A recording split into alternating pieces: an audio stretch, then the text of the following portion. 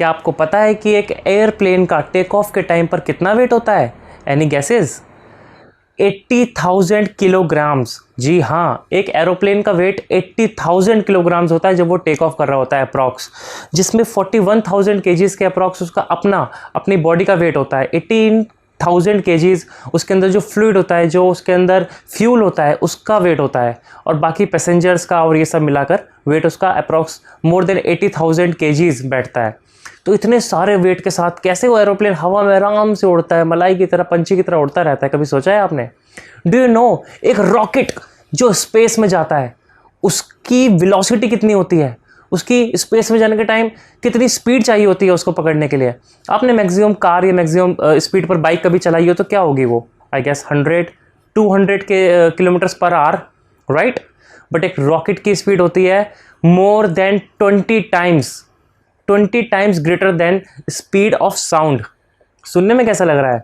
It's approx 8 kilometres पर second. सोच पा रहे हैं आप? एक सेकेंड में 8 किलोमीटर्स का डिस्टेंस कवर करता है एक रॉकेट। इतनी स्पीड होती है, इतनी वेलोसिटी होती है रॉकेट की स्पेस में जाने के टाइम पर। ओह, आ गए ना goosebumps. Hi friends, this is engineer Aditya Goyal, author of best selling book Be the Engineer of Your Life, and you are watching I Learn Career Pathways, brought to you by Hindustan Institute of Technology and Science. और आज मैं आपको बताऊंगा कि अगर आप aerospace और aeronautical engineering में अपना करियर बनाना चाहते हैं तो आपको किस किस तरह की पढ़ाई करनी होगी, क्या स्पेशलाइजेशन चाहिए होगा, किस तरह के जॉब्स आपको मिल सकते हैं और क्या आप कर सकते हैं उसके साथ। फ्रेंड्स, 12th के बाद करियर की प्रॉपर गाइडेंस मिलना बहुत ज़रूरी होता है, क्योंकि वो ही हमारे पूरे फ्यूचर को कंट्रोल करता है। पूरा फ्यूचर हमारा उसके ऊपर डिपेंड करता है। हम किस तरह की जॉब में जाएंगे, क्या हमारा करियर होगा आगे, सारी चीज़ डिपेंड करती है।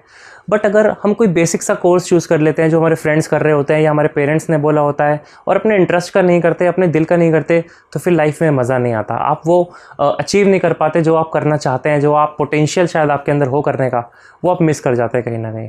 बचपन में सब लोग सोचते हैं कि मैं स्पेस में जाऊंगा, एस्ट्रोनॉट बनूंगा, एयरक्राफ्ट डिज़ाइन करूंगा, सैटेलाइट डिज़ाइन करूंगा, शायद रॉकेट साइंस पढ़ूंगा। लेकिन हम लोग बड़े होते होते कहीं ना कहीं मिस कर जाते हैं उस टॉपिक को और बेसिक कोर्स करने लग जाते हैं। लेकिन अगर आपका दिल से, अगर आपका सच में इंटरेस्ट है कि आप एरोस्पेस पढ़ना चाहते हैं, एरोनॉटिकल इंजीनियरिंग के बारे में समझना चाहते हैं, तो आपको ज़रूर हमारे वीडियो के साथ जुड़ना चाहिए। एरोस्पेस इंजीनियरिंग सुनकर कैसा लग रहा है? ये एक बहुत ब्रॉड टर्म है जिसके अंदर आपका एयरक्राफ्ट्स डिज़ाइन करना, स्पेसक्राफ्ट डिज़ाइन करना, सैटेलाइट डिज़ाइन करना, propulsion mechanics, orbital mechanics, trajectory designing, बहुत सारी चीज़ें आती हैं। मतलब एक बहुत पूरा आपके जितने भी फ्लाइट्स, जो भी चीज़ें हवा में उड़ती हैं, एरोप्लेन हो गया, रॉकेट हो गया, सैटेलाइट हो गई, किसी भी चीज़ के बारे में जो भी पढ़ाई होगी वो एरोस्पेस के अंडर ही आएगी। लेकिन एरोस्पेस और एरोनॉटिकल के अंदर क्या डिफरेंस है, मैं आपको बताने वाला हूँ क्लियरली। एरोस्पेस बेसिकली सारी चीज़ों के कंट्रोल करता है। वो एक बिगर टर्म हो गया जिसके अंदर आपका एयरक्राफ्ट्स भी आते हैं, स्पेसक्राफ्ट्स भी आते हैं, मिशंस भी आते हैं, सारी पढ़ाई इसके टॉपिक के अंदर आती है जो भी आपके एयरक्राफ्ट और स्पेसक्राफ्ट से रिलेटेड है। एरोस्पेस इंजीनियरिंग की आप दो ब्रांचेस मान सकते हैं, पहली एरोनॉटिकल इंजीनियरिंग और दूसरी एस्ट्रोनॉमिकल इंजीनियरिंग। जो एरोनॉटिकल इंजीनियरिंग है उसको अगर हम सिंपल भाषा में समझना चाहें तो वो हो सकती है the study of objects that fly with in the earth. ठीक है, जो अर्थ पे हम ऑब्जेक्ट्स फ्लाई होते हैं, लाइक आपका एरोप्लेन हो गया या जो भी इससे रिलेटेड जो भी चीज़ें हो गई, वो आपका एरोनॉटिकल इंजीनियरिंग में आएगा, उससे रिलेटेड सारी स्टडी। एस्ट्रोनॉटिकल इंजीनियरिंग के अंदर आपका आता है the study of objects that fly in space, like satellites, rocket, spacecrafts, etcetera etcetera. इन दोनों में ही हमें बहुत सारे टॉपिक्स पढ़ने होते हैं, like aerodynamics, orbital mechanics, fluid mechanics, trajectory, propulsion, etcetera etcetera. अब जैसे कि आपका कोई एरोप्लेन है, उसकी डिज़ाइनिंग, उसका डिज़ाइन किस तरह से होगा, उसकी फ्लाइंग किस तरह से होगी, उसके अंदर फ्लूइड कितना डाला जाएगा, किस तरह से यूज़ होगा वो, उसका कंजप्शन किस तरह से होगा। एरोस्पेस इंजीनियरिंग की 4 साल की ग्रेजुएशन में, 4 साल की पढ़ाई में आपको बहुत सारी चीज़ें पढ़नी होंगी, लाइक प्रोपल्शन। ठीक है, प्रोपल्शन मतलब जब रॉकेट टेक ऑफ करता है तो उसके अंदर क्या फ्लूइड, क्या मैकेनिक्स लगती है, सारी चीज़ें, उसके उड़ने के लिए कितना प्रेशर उसको ज़रूरत पड़ती है, उसकी ऑर्बिटल मैकेनिक्स पढ़नी पड़ेगी कि वो किस एंगल में उड़ेगा, किस एंगल पर जाएगा, कैसे स्पेस में जाएगा, सारी चीज़ें। और डिज़ाइनिंग आपकी हो ही गई, मेन एयरक्राफ्ट या स्पेसक्राफ्ट की डिज़ाइनिंग होती है वो। फ्लूइड मैकेनिक्स, कितना फ्लूइड यूज़ होना चाहिए, क्या उसकी कंजप्शन पावर होगी, कितना हम उसको बचा सकते हैं, कितना हमें रखना है, बहुत सारी चीज़ें होती हैं। एवियोनिक्स अगर आपने नाम कभी सुना हो तो, avionics is basically the combination of aviation and electronics. तो the electronics, the study of electronics of aviation, उसको हम एवियोनिक्स बोलते हैं। ये भी इसी के अंडर आता है। Friends, first 2 years of your engineering will be quite similar, ठीक है, वो सब सेम होगा, उसकी पढ़ाई इतनी ज़्यादा डीप नहीं होती है। उसके अंदर आपको फिजिक्स भी पढ़ना है, केमिस्ट्री भी पढ़ना है, मैथ्स में मैथमेटिक्स भी पढ़ना है, और वो बेसिक रहता है बिल्कुल। बट जब आप 3rd year में एंटर करते हैं तब आपको उसकी स्पेशलाइजेशन के अंदर जाना होता है। जो आपको किस फील्ड में इंटरेस्ट ज़्यादा आ रहा है उस फील्ड को आप चूज़ कर सकते हैं। उस पर्टिकुलर टॉपिक पर आपकी ज़्यादा डीप पढ़ाई होती है और आप तभी उसके एक स्पेशलाइज्ड एक्सपर्ट कहलाते हैं। क्योंकि जैसे एक बंदा सारे काम नहीं कर सकता। आप जब एरोप्लेन की या फिर किसी स्पेसक्राफ्ट की मैन्युफैक्चरिंग समझेंगे तो आपको पता चलेगा कि एक बंदा सिर्फ पेपर पे उसकी डिज़ाइनिंग कर रहा है कि वो लाइट वेट होना चाहिए, ये होना चाहिए। दूसरा बंदा बताएगा कि उसके अंदर कितना फ्लूइड यूज़ होना चाहिए, कौन सा फ्लूइड बेस्ट रहेगा जिससे हम उसकी कंजप्शन कम से कम कर सकें, कम से कम फ्लूइड को लेकर उसको उड़ना पड़े, टेक ऑफ करना पड़े। बहुत सारी चीज़ें, उसके कौन से, उसका मोशन क्या रहेगा, उसकी मूवमेंट क्या रहेगी, कहाँ पर हमें उसे ऑर्बिट में भेजना है, किस एंगल पे भेजना है, या फिर आप कोई मिशन प्लान कर सकते हैं। अगर हम एरोस्पेस और एरोनॉटिकल इंजीनियरिंग के टॉपिक्स ऑफ स्टडी की, टॉपिक्स ऑफ सब्जेक्ट्स की बात करें तो बहुत सारी एक लंबी लिस्ट निकल कर आती है। मैं आपको बताता हूँ वो क्या है। Statics, dynamics, structural analysis, linear control systems, propulsion systems, vehicle design, aerodynamics, fluid mechanics, stability and control, flight mechanics, wind tunnel testing, orbital mechanics, spacecraft systems, orientation and control, ये बहुत इंपॉर्टेंट है, telecommunications, power and thermal control, computer aided design, ground vehicle system and much more. दोस्तों, aerospace engineering या फिर aeronautical engineering एक ऐसी field है, एक ऐसा करियर पाथ है जिसके अंदर सिर्फ आपकी बुकिश जो आपकी नॉलेज है वो काम नहीं आने वाली। यानी कि जो आप अपनी ग्रेजुएशन में पढ़ेंगे, ऑल्दो वो बहुत कुछ होगा, बहुत डीप होगा, बट इसके बाद भी आपकी अपनी क्रिएटिविटी, आपकी जो इमेजिनेशन होगी, जो आप खुद से अपना कुछ नया कर पाएंगे, नया बता पाएंगे, अगर ऐसा आप कुछ कर पाए तो वो आपको करियर को एक स्पार्क दे देगा, बहुत बूम कर देगा। मेरा कहने का मतलब ये है कि आप एक नॉर्मल जॉब तो पा सकते हैं सिर्फ अपनी ग्रेजुएशन से, लेकिन अगर आप कुछ अपना क्रिएटिव कर सकते हैं, कुछ आपके पास इमेजिनेटिव आइडिया है, आप बोल सकते हैं कि नहीं आज तक ये होता आ रहा है, लेकिन अगर हम इसको डिज़ाइन को ऐसा कर देंगे या फिर इसके अंदर इस फ्यूल की जगह इस फ्यूल को कंज्यूम करेंगे तो ये चेंज आ जाएगा। अगर आपने ये, आप सोच के देखिए, अगर एक एरोप्लेन में जो जितना मैंने बताया इतना फ्यूल यूज़ होता है, अगर उससे आप 1 लीटर पर अगर आप 100 ml, बहुत कम होता है, 100 ml फ्यूल भी बचा पाए अपनी कुछ डायनामिक्स यूज़ करके, अपनी कुछ स्टडी यूज़ करके, कि आप अपनी रिसर्च करेंगे उससे, तो कितना फ़ायदा होगा, बहुत फ़ायदा होगा।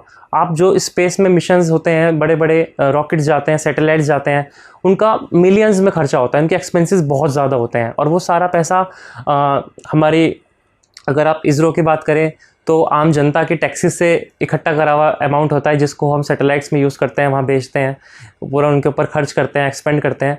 तो अगर उस पैसे को आप बचा सके, थोड़ा सा भी आपने कुछ उसके अंदर अपना योगदान कर दिया, ऐसा कर दिया कि आप उसका कुछ एक मैकेनिक्स चेंज करके थोड़ा सा हम इसको इम्प्रूव कर सकते हैं, तो मज़ा आ जाएगा, आपके करियर को एक बहुत नई ऊंचाई मिल जाएगी। आपने स्पेस एक्स का नाम शायद सुना होगा, कंपनी का, एलन मस्क की कंपनी है ये भी, जी हाँ, जिसकी टेस्ला कंपनी है उसी की स्पेस एक्स कंपनी है। एलन मस्क की स्टोरी आपको मैं थोड़ी सी बताता हूँ यहाँ पर शॉर्ट में, स्पेस एक्स के साथ उसने क्या किया। उसका अब तक क्या होता था, अब तक ये होता था रॉकेट फ्लाई करते थे, जाते थे, ठीक है, उसके बाद वो स्पेस में डिपार्ट हो जाते थे, जो बूस्टर्स उनके होते थे लेकर जाते थे, और वो वेस्ट हो जाते थे, और जो भी एक्सपेंस आता था वो बहुत ज़्यादा होता था।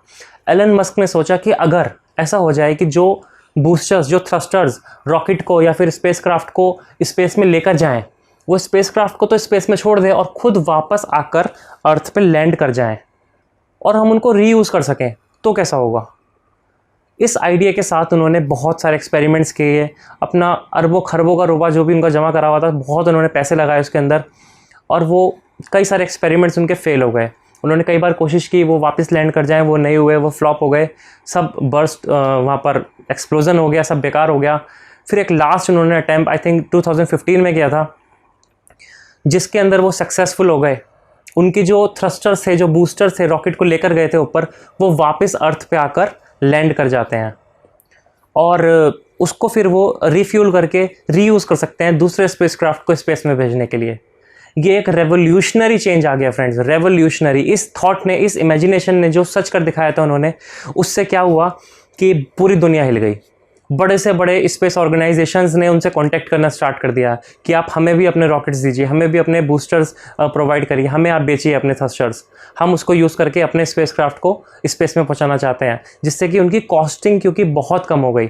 जब आप खुद सोचिए एक रॉकेट को बनाने में, थ्रस्टर को बनाने में कितना टाइम लगता होगा और कितना पैसा लगता होगा। अब अगर आप उसको रीयूज़ कर पा रहे हो तो कितनी आपकी कॉस्टिंग कम हो गई, कितनी आपकी कॉस्टिंग बच गई। एक ही थ्रस्टर 2 या 3 बार अगर फ्लाई कर सकता है और वापस आ सकता है, लैंड कर सकता है प्रॉपर्ली, सेफली, तो बहुत इससे फ़र्क पड़ रहा है। आज की तारीख में अगर आप देखा जाए तो नासा, जो कि पूरे वर्ल्ड की सबसे बड़ी स्पेस ऑर्गेनाइजेशन है अमेरिका की, वो भी स्पेस एक्स से अपने थ्रस्टर्स खरीद रही है, अपने रॉकेट्स के लिए ऑब्जेक्ट्स खरीद रही है, सामान खरीद रही है कि आप हमें भी ये चीज़ सिखाएं। लेकिन वो उसको पूरा उसको सहयोग से, उसके यूज़ से ही अपने स्पेसक्राफ्ट्स को वहाँ पर भेजने की तैयारी कर रहा है। तो आप सोचिए कि किस लेवल पर उसने सिर्फ अपनी छोटी सी इमेजिनेशन से, जहाँ पर कोई भी उसको जानता तक नहीं था और हमेशा एक फेलियर के रूप में देखा जाता था, उसने अपने एक्सपेरिमेंट कर करके इम्प्रूवमेंट कर करके अपने आप को जब सफल कर लिया, अपने बूस्टर्स को लैंड कराने में वो सक्सेसफुल हो गया, उसको टेक्नोलॉजी मिल गई कि वो कैसे उसको करना है, तो आज पूरी दुनिया ने उसका लोहा मान लिया है। क्या इसरो, क्या नासा, क्या ब्लू ओरिजिन, सब उसको जानते हैं और सब उससे अपने थ्रस्टर्स खरीद रहे हैं आज की डेट में। ISRO, Indian Space Research Organisation, इसका नाम तो आपने सुना ही होगा। कितने बड़े बड़े मिशंस हमने इसमें सक्सेसफुल किए हैं और पिछले कुछ 10-20 सालों के अंदर अंदर इतनी तेज़ी से हमने ग्रो किया है अपनी इमेजिनेशन के अंदर। आपने मार्स ऑर्बिटर मिशन का नाम तो सुना ही होगा। कितनी खूबसूरत वो मूवी भी बनी है उसके ऊपर, मिशन मंगल, जिसके अंदर पूरा दिखाया गया है कि किस तरह से कितने कम एक्सपेंसेस के अंदर, कितनी लिमिटेशंस के अंदर रहकर हमने कितने बड़े वर्ल्ड के पहली बार कि कोई मार्स जो प्लेनेट है उसके अराउंड एक आपने सैटेलाइट ऑर्बिट कर रही है। कितना बड़ा एक ये प्रोजेक्ट था, कितना बड़ा मिशन था और उसको इतने कम एक्सपेंसेस के अंदर सक्सेसफुल कर दिखाया है पूरी दुनिया के करने से पहले, जबकि पूरे वर्ल्ड में किसी और ने नहीं किया, उससे पहले हमने अचीवमेंट किया है। ये मार्स ऑर्बिटर मिशन 2013 में सक्सेसफुल हुआ, जब दुनिया के बाकी देश, बाकी कंट्रीज़ ये सोच रही थी कि हम ऐसा कुछ करते हैं कि मार्स पे जा सकें, लेकिन उसके लिए इतना फ्लूइड चाहिएगा, इतना उसके लिए बहुत सारी चीज़ें चाहिएंगी कि इतना फ्लूइड कैरी करके सैटेलाइट कैसे जाएगी जो वहाँ तक पहुँच सके।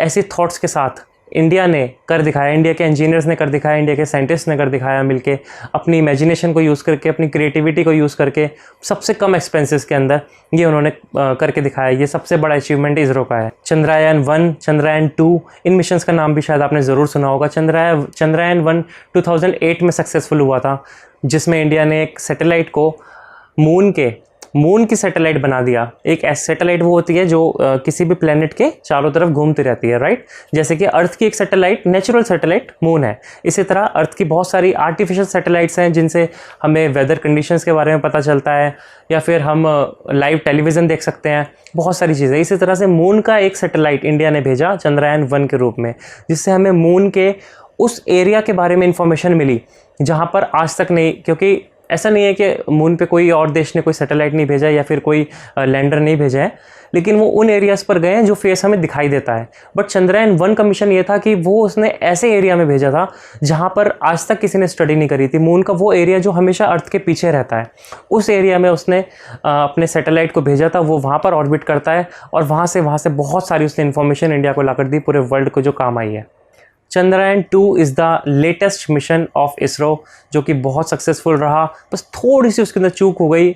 2019 में ये मिशन लॉन्च हुआ था और इस मिशन का भी यही था कि इसको एक ऑर्बिट में भेजना है, मून के ऑर्बिट में भेजना है, लेकिन इसका सेकंड पार्ट ये था कि मून पर लैंड भी कराना है उस रोवर को। और वो अगर लैंड कर जाता प्रॉपर तरीके से तो वो हमें वहाँ की बहुत सारी डिटेल्स, बहुत सारी इन्फॉर्मेशन ला कर देता और ये एक रेवोल्यूशनरी चेंज हो जाता। बट थोड़ा सा शायद हम कहीं ना कहीं मिस कर गए, जिसके अंदर हमारा लैंड रोवर जो था वहाँ पर लैंड करना था मून पर, वो वहाँ क्रैश हो गया, उसकी क्रैश लैंडिंग हो गई और फिर उसका संपर्क टूट गया। नासा ने भी आई गेस बहुत सारे स्पेस ऑर्गेनाइजेशंस ने इंडिया के साथ मिलकर उसकी हेल्प करने की कोशिश की ताकि उस रोवर के साथ दोबारा संपर्क बनाया जा सके, कांटेक्ट बनाया जा सके और वापस उसको एक्टिवेट किया जा सके, बट जो हो नहीं पाया, उसके लिए कोशिश उसकी ख़राब हो गई हैं। अब बात कर लेते हैं उन करियर ऑप्शंस के बारे में जो कि आप एक एरोस्पेस इंजीनियरिंग या फिर एरोनॉटिकल इंजीनियरिंग ऑप्ट करने के बाद, ग्रेजुएट होने के बाद आप क्या क्या बन सकते हैं, क्या क्या कर सकते हैं, उसके बारे में आपको डिटेल्स बताता हूँ। नंबर 1, एयरक्राफ्ट या फिर स्पेस क्राफ्ट मैकेनिकल इंजीनियरिंग, जिसके अंदर आपको एयरक्राफ्ट यानी कि लाइक एरोप्लेन्स की डिज़ाइनिंग करने को मिलेगा। इसकी आप डिज़ाइनिंग की जॉब पा सकते हैं। स्पेस क्राफ्ट जैसे कि satellites, rockets, other space crafts, उनकी डिज़ाइनिंग करने का आपको पढ़ाई करनी होगी, उसका आप करियर ऑप्ट कर सकते हैं, उसकी आप जॉब कर सकते हैं। Next is propulsion engineer. Propulsion engineer वो होता है जो कि ये डिसाइड करता है कि एक रॉकेट को कितने थ्रस्ट की ज़रूरत है, कितना उसके अंदर फ्यूल डाला जाए, क्या उसका थ्रो रहेगा टेक ऑफ के टाइम पर, ये सब चीज़ें आई थिंक प्रोपल्शन इंजीनियर के अंदर आती है। Number 4, avionics, that is I told you aviation plus electronics का एक ही कॉम्बिनेशन है। तो एवियोनिक इंजीनियर इसको भी बोलते हैं, जो कि फ़्लाइट देखता है, उसकी एरोप्लेन की लाइक आप फ़्लाइट देखते हैं तो उसके अंदर जो उसकी इलेक्ट्रॉनिक्स आइटम्स होते हैं, सारे उतने सारे गैजेट्स लगे होते हैं, ऑब्जेक्ट्स होते हैं, उन सब की इलेक्ट्रॉनिक्स को समझना, वो एक डीप स्टडी है। ठीक है, तो ये भी एक बहुत अच्छा करियर ऑप्शन है। Next comes satellite design expert. अब सैटेलाइट डिज़ाइनिंग जब आता है नाम, तो मेरे को मूवी याद आ जाती है, हॉलीवुड मूवीज़ याद आ जाती हैं, या फिर अपनी इंडियन मिशन मंगल मूवी जो भी रिसेंटली देखी थी वो याद आ जाती है, जिसके अंदर आपको लाइट से लाइट सैटेलाइट डिज़ाइन करनी है कि आप हल्की से हल्की सैटेलाइट डिज़ाइन कर सकें, जो कि आपका फ्यूल का क्योंकि आपको डालना पड़ेगा काफ़ी सारा उसके अंदर रॉकेट में जो होगा, तो सैटेलाइट का वेट कम हो जिससे कि हमारा टोटल वेट कम हो जाए रॉकेट का। या फिर सैटेलाइट के अंदर जो सेंसर्स लगने हैं उनको किस तरह से एडजस्टमेंट किया जाए जो छोटी सी स्पेस के अंदर आ जाए, और किस तरह से वो अपने आप, बहुत सारी चीज़ें डिज़ाइनिंग आप समझ सकते हैं। Next is material designer. अब ये बहुत छोटा सा वर्ड लग रहा है, मटेरियल डिज़ाइनर। मटेरियल क्या?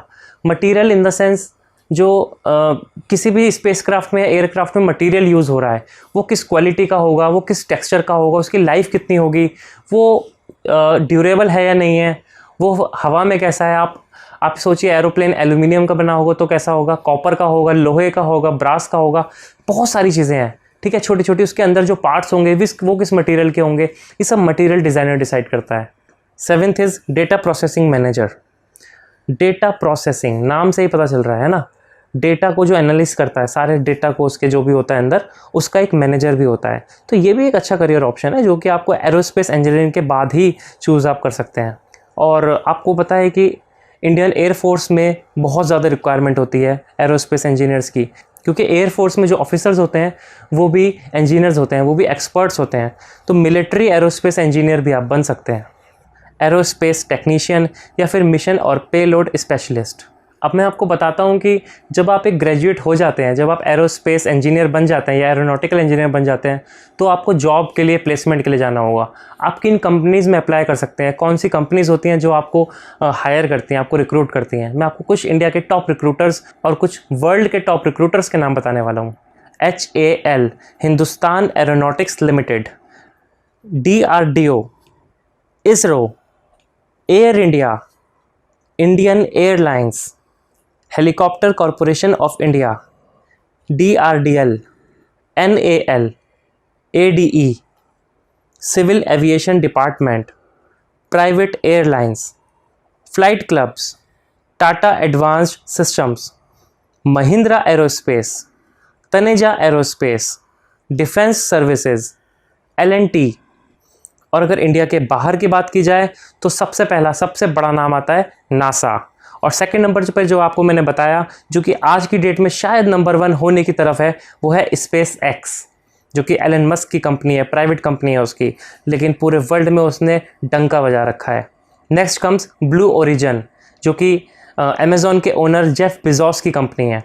वो भी स्पेस रिसर्च ऑर्गेनाइजेशन में लगे पड़े हैं, कुछ रेवोल्यूशनरी चेंज लाने के लिए लगे हुए हैं। तो ये लोग कुछ ऐसे इंजीनियर्स को, ऐसे एक्सपर्ट्स को हायर करते हैं और करने वाले आने वाले टाइम में, जिनके अंदर अपनी क्रिएटिविटी है, कुछ इमेजिनेशन है, जो अपनी मैकेनिक्स को यूज़ करके, अपनी स्टडी को यूज़ करके कुछ रेवोल्यूशनरी चेंज ला सकें, कुछ ऐसा कर सकें जो कि दूसरे के करने से पहले ये कर जाएं, एक नई टेक्नोलॉजी क्रिएट कर दें। दोस्तों अगर आपको एरोस्पेस या एरोनॉटिकल इंजीनियरिंग में करियर बनाने में सच में दिल से इंटरेस्ट है तो ये सारी जॉब्स आपका वेट कर रही हैं। आप अपने पसंद के टॉपिक को चूज़ करो, उसकी डीप स्टडी करो, उसमें एक्सपर्ट बनो, बी इमेजिनेटिव, बी क्रिएटिव और जियो अपने सपनों की दुनिया को। Hindustan Institute of Technology and science आपको मौका देता है एरोस्पेस इंजीनियरिंग और एरोनॉटिकल इंजीनियरिंग में अपना करियर बनाने का with its world class faculty, infrastructure and job placements. This is engineer Aditya Goyal signing off. Thank you.